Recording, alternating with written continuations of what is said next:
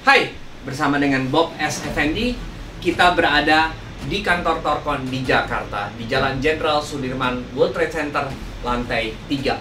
Pada video ini, kita akan membahas Torkon perlu, dapat, dan bisa dibangun. Sebagaimana diketahui, Torkon menawarkan kepada pemerintah selama 5 tahun terakhir untuk membangun Thorium Molten Salt Reactor 500 MW atau yang disebut pembangkit listrik tenaga thorium dengan investasi 17 triliun, investasi swasta 17 triliun tanpa APBN, dengan konsep IPP yaitu menjual listrik kepada PLN dengan harga jual listrik di bawah 7 sen. Ya, implementasi ini diharapkan dilakukan melalui implementasi 2 tahap, di mana kita akan membangun testbed platform, non-fission testbed platform, di mana kita akan menguji seluruh sistem keselamatan secara non-fisi, yaitu tidak ada reaksi nuklir, sehingga aman.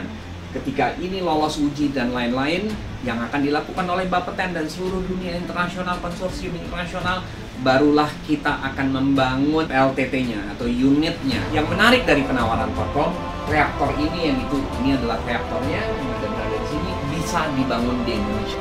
PT PAL telah menyatakan kemampuannya untuk dapat membangun reaktor ini, dan kami menilai bahwa PT PAL mampu membangun reaktor ini. Kenapa? Karena tidak bertekanan. PLTT ini rencananya akan dibangun pada tahun 2023 atau 2024 bila mana pemerintah memberikan dukungan. Nah, persoalannya sekarang adalah apakah dapat, apakah bisa, dan apakah perlu dibangun. Ini yang akan saya mencoba menjawab dalam video ini. Apa kata Menteri SDM? Nah, apa kata Menteri SDM? Kepmen 39K garis miring 20 Mem garis miring 2019.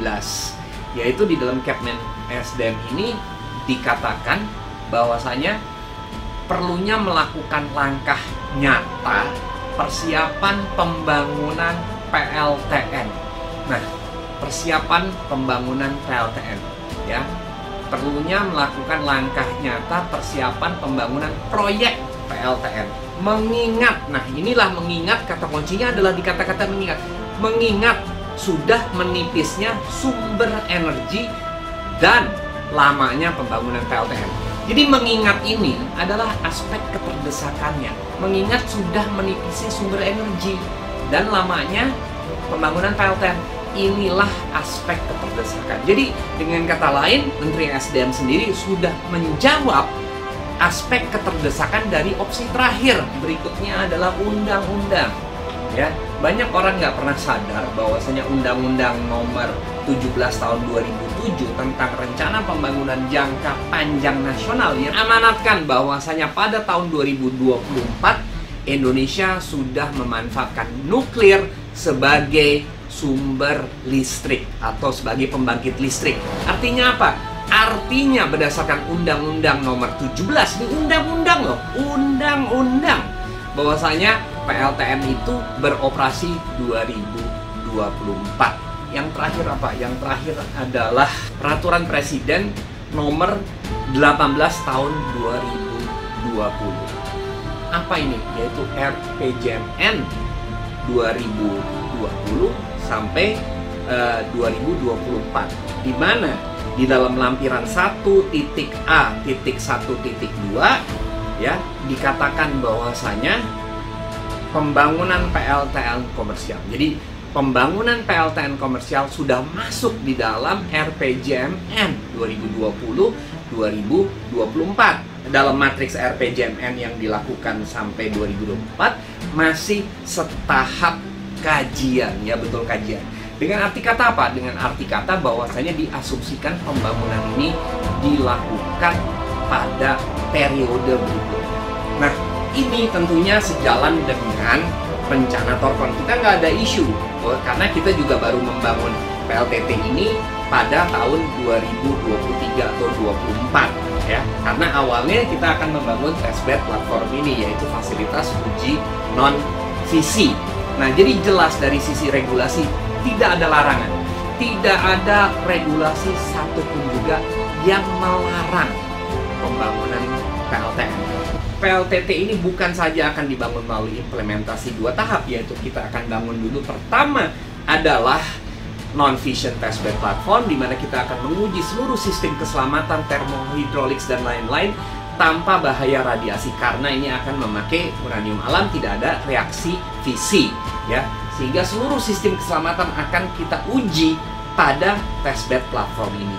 Nah, diharapkan 2023 seluruh uji sistem ini akan selesai, maka di 2024 kita bisa membangun prototipe PLTT ini. Nah, jadi kata kuncinya adalah prototipe yang kita akan bangun. Prototipe ini adalah yaitu kita bangun sebagai reaktor daya non komersial.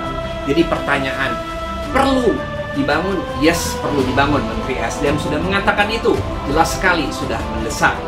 Dapat dibangun? Ya betul, tidak ada regulasi yang melarang pembangunan PLTN. Nggak ada regulasi yang melarang. Bisa dibangun? Bisa, berdasarkan dibangun dengan sebagai reaktor daya non komersial atau disebut namanya prototipe. Bagaimana nanti ini menjadi dari prototipe menjadi komersial? Sederhana. Nah, kita akan mengganti reaktornya. Jadi kita lihat di sini, ini adalah reaktornya, kita tarik di sini. Jadi ketika nanti prototipe ini sudah mendapatkan izin operasi dari Bapeten, maka kita akan mengganti reaktornya yang seperti ini. Ini adalah reaktornya seperti ini. Kita akan mengganti reaktornya menjadi reaktor daya komersial. Kita akan ganti reaktornya menjadi reaktor daya komersial. Setelah reaktor ini kita ganti, kita akan melalui suatu proses perizinan reaktor daya komersial. Nah, setelah lulus izin, maka PLTT ini dapat beroperasi sebagai PLTT komersial. Secara jelas, Torkon itu perlu dibangun, dapat dibangun, dan bisa dibangun. Semoga ini bermanfaat buat bangsa negara dan ini dapat memberikan kontribusi kepada kesejahteraan bangsa ini. Terima kasih. Let's talk about Thorcon. So Thorcon's an interesting company. They're working on putting in reactors in Indonesia, right? So their focus is not the United States or Canada, right, or Europe. Their focus is the developing world, and they are trying to beat the coal industry. That's their goal, right, is to beat coal into Africa, into Southeastern Asia and all that. So that's literally their focus right now. Crazy, interesting, cool design that they have. All right, so I'm sitting here and I'm watching this thing, and it's fascinating, right? So I watched a bunch of videos on it. It's really neat. It's right up my alley, and because I've done shipbuilding, so I understand what they're doing. It's fascinating. It's so cool of a concept. So the idea is you have a shipyard that would build everything, and you test it. In fact, they want to do what they call the Fukushima demonstration for the governments to show how the reactor in a Fukushima event, right, the flooding and only about 45 minutes of diesel power would remain safe. And so please don't evacuate if you have flooding happen near one of our power stations. So that was, really cool idea that they had. Salah di paper Bapak mengatakan, merekomendasikan ini untuk dibangun. Iya, benar. Jadi Bapak akan, bila nanti ditanya sama Presiden, Pak Salah kira-kira Torkon ini perlu dibangun di Indonesia nggak? Jawabannya Pak? Menurut saya, dibandingkan dengan teknologi lain, ini lebih menarik. Terima kasih. Oke.